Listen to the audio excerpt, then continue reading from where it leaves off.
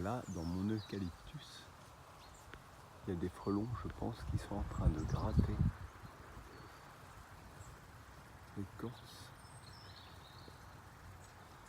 Voilà, on voit peut-être l'écorce de l'eucalyptus. C'est incroyable. Et je pense qu'ils vont faire une pâte à papier pour refaire leur nid. Là, on les voit sur l'écorce de l'eucalyptus. Et j'ai remarqué qu'en effet, ce sont les frelons, on les voit bien, frelons européens. Ce sont les frelons qui ont le nid, en fait, dans le chêne-liège qui était creux, que l'on a fait tomber avec le tracteur. Et dont l'attaque a été fulgurante sur le tracteur, sur la cabine du tracteur, heureusement, qui était fermée. Et là, ils sont en train, alors j'aimerais bien la partager avec Étienne. Il est venu me voir, lui. Ok, je me recule. Donc, ils sont en train de refaire la pâte à papier pour refaire le nid, j'imagine. Moi, la question que je me pose, est-ce que les frelons, ils meurent l'hiver, les frelons européens? Je vais essayer de me rapprocher, j'aimerais pas me faire piquer quand même. Même si je suis habitué aux piqûres d'abeilles, je pense qu'une piqûre de frelon, voilà, on les voit bien. J'aimerais bien la poster à Étienne, parce que alors là c'est intéressant, ils sont en train de creuser l'écorce de l'arbre pour récupérer cette écorce en surface très fine qui doit leur servir à reconstituer leur nid. Nid qui était à la fois dans la souche, un énorme nid j'imagine dans la souche et dans le tronc creux.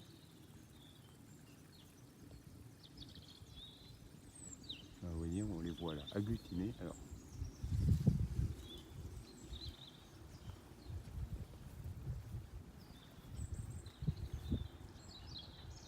bon.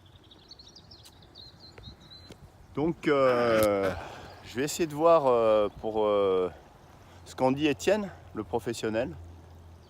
On était sur le point éventuellement de l'appeler, mais on se dit, est-ce que quand ils vont reconstituer leur nid, est-ce que c'est nécessaire pour débiter ce tronc qui est creux en bois de chauffage? Est-ce qu'il faut tuer le nid avant, au préalable? Ou alors est-ce que l'hiver va s'en charger et à ce moment-là on le débitera à l'hiver? Donc voilà, ça c'est une question que je pose éventuellement à Étienne. Si tu peux me répondre, ça serait sympa. Parce qu'on est éventuellement sur le point de t'appeler. Donc nous dans les Landes, dans le Marensin, sur la Côte d'Argent. Et donc à travers ma chaîne YouTube, puisque je présente pas mal de petites choses, notamment un poulailler avec mes poules et plein d'autres choses, les piqûres d'abeilles. Ça serait peut-être mieux comme ça, parce que j'étais à contre-jour. Voilà, je voulais avoir ton avis, si tu pouvais éclairer, si tu pouvais me le donner, pour savoir si oui ou non il est nécessaire de t'appeler. Il n'y a pas de danger imminent pour ce nid de frelons européens que l'on a, on va dire, déterré, explosé en faisant tomber l'arbre creux. Simplement, il y a une grosse attaque sur la cabine du tracteur. Donc, on se pose la question si c'est nécessaire de t'appeler.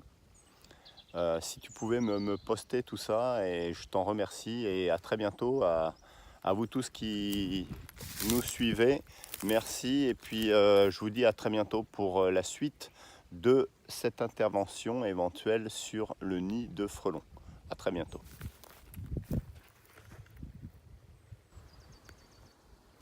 Voilà, allez, salut à tous.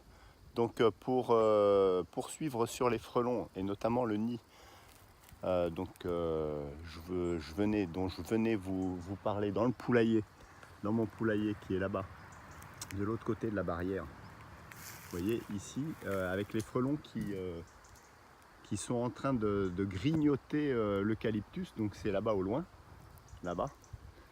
Donc je me trouve ici de l'autre côté. Vous voyez, et en fait c'est ce chêne-liège qui a été donc déraciné, cassé par le bulldozer, qui est complètement creux et pourri, qui abrite en fait un énorme nid de frelons. Donc Donc on les voit sortir de cette souche. Et a priori il est gigantesque parce qu'il est aussi à l'intérieur. Et j'imagine que les frelons sont en train de reconstituer. Donc en prenant l'écorce de l'eucalyptus, sont en train de reconstituer le nid. Alors, moi j'ai eu quelques infos concernant les frelons européens. Il semblerait que le nid perdure l'hiver. Hein, alors je sais pas, idée préconçue, a priori, aucune idée. J'ai eu cette info là. Vous voyez là, on les voit voler autour. Alors j'ai pas envie de trop m'approcher, je suis à peu près à 5 mètres.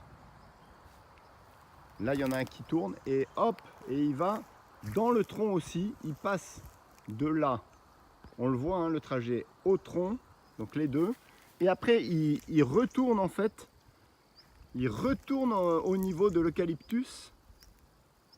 Alors là vous voyez, c'est devant le poulailler, ici, là dans l'alignement de mon doigt, on voit l'olivier, donc l'eucalyptus est par là, derrière. Alors là, ça va être une sacrée intervention. Moi, j'aimerais bien voir un peu... on va essayer de contourner. J'aimerais bien m'approcher, mais j'ai un peu... je ne vous cache pas que moi, je connais la piqûre d'abeille, mais pas de frelons. Et puis, je ne sais pas si... Ah oui, oui, ils sont allés s'abriter, en fait, dans la souche tous. Ils ont quitté dans le tronc creux. Et ils rentrent par un trou, là. Ils rentrent, je ne vais pas m'approcher parce qu'il y en a pas mal, là. Là, ça rentre. Il doit y avoir un nid gigantesque parce que, vous vous rendez compte, il est à peu près ici. Il rentre là, on le voit, je vais vous montrer. Il rentre ici, là, à ce niveau-là, on les voit voler. Vous imaginez s'il y en avait dans la souche et à ce niveau-là où il rentre, il est gigantesque le nid. Gigantesque. Là, on les voit voler. Assez impressionnant. Vous voyez là? Parce que si je me décale, est-ce que j'aurai une meilleure luminosité parce que je suis à contre-jour? Alors, c'est énorme. Et ils sont en train de reconstituer en effet le nid. Avec l'écorce d'eucalyptus. Non, ça c'est pas mal. Donc là, il faut vraiment appeler un professionnel et je pense que je vais appeler Étienne là-dessus. Bon allez, sur ce, je vous laisse et puis je vais aller chercher mes poulettes.